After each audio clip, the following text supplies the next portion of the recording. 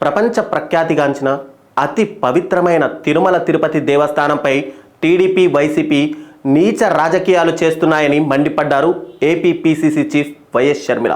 తమ రాజకీయ విమర్శల కోసం ఏది పడితే అది మాట్లాడుతూ తిరుమల పవిత్రతను దెబ్బతీసేలా, హిందువుల మనోభావాలను కించపరిచేలా టీడీపీ వైసీపీలు ప్రవర్తించడం అత్యంత విచారకరమన్నారు. సీఎం హోదాలో ఉన్న ఒక వ్యక్తి లడ్డూ ప్రసాదంలో నెయ్యికి బదులు జంతువుల నూనెలు వాడారని మాట్లాడడంపై ఆమె తీవ్ర అభ్యంతరం వ్యక్తం చేశారు.